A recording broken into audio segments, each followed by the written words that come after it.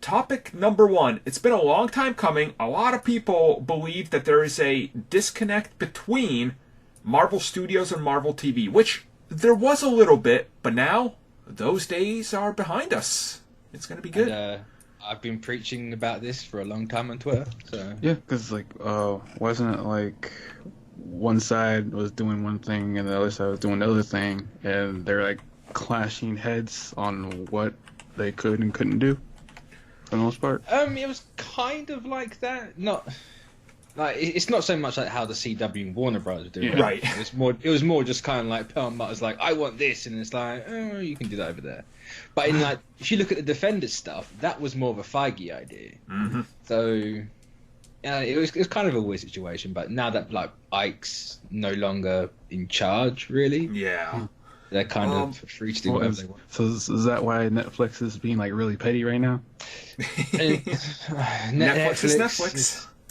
Yes, that's something. Here's what people need to understand. When these deals were formed, when Marvel was bought by Disney, there was people still in positions and their contracts had to play out.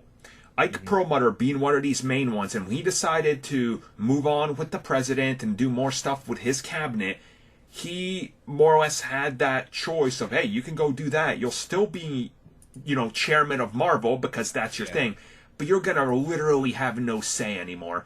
This is where Kevin Feige, right around Age of Ultron, came in there and was like, look, if he stays, I'm leaving because he's cutting me off on every corner. That's why you didn't have female action figures. That's why females couldn't be stars of MCU things, because Perlmutter was against it. And when he got the boot, things were already changing with Marvel. With, Kevin Feige couldn't sit down and talk to the Marvel TV guys because they had this giant contract with Netflix that was, like, in term, part of Perlmutter and Bob Iger agreeing to it. So now those days are gone, so they can actually sit down and start working together. And if you read that new interview with Jeff Loeb, he makes it very clear that, yeah, I'm back in the fold now. Like, this is happening, like.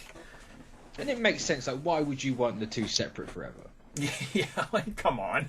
So like everyone going like, oh, nothing's canon. It's like, no, it's all canon. It's just like you're probably gonna get a bit more crossover and connectivity. It's just they just have to reconfigure everything, make sure everything fits into all the right. I mean, everything fits in already. Like I know Shield for one used to get the scripts for movies like a few months out, so they never trod on the toes.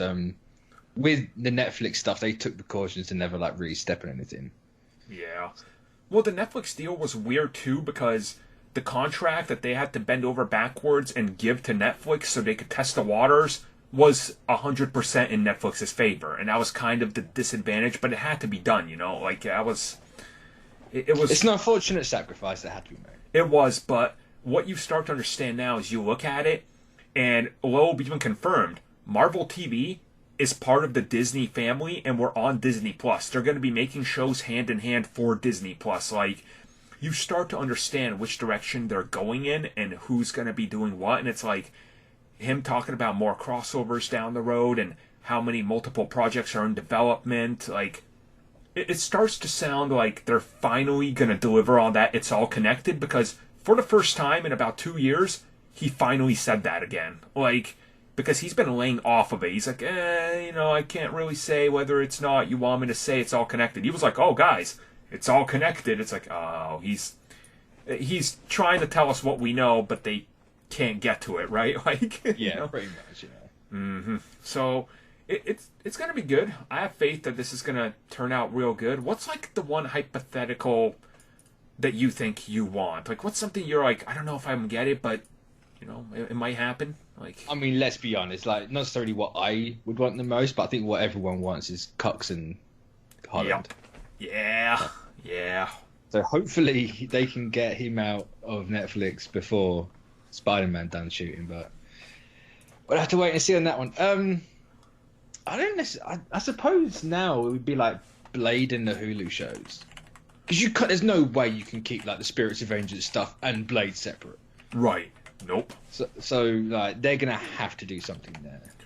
Yeah, to me that's the one where you're like, this is like the one that makes sense to me. And Blade not being connected to those guys, where he's literally a part of them, that is It's a so. mistake. It is. It can't work that way. Like, No. you know, there is that approach to it, but to me, it's like I want, and I wouldn't be surprised if by the time we get the second season of Falcon and Winter Soldier, I wouldn't be surprised if there's something in New York and you could see Charlie Cox pop up there as Daredevil, weave him into that story. Like, Yeah. I think that could really work. Like, it's like, hey, you know, if some weird plot happens or they're framed again, they need a lawyer. Well, we got this guy and he's freed up from his contract now, so. I think it all depends on Moon Knight.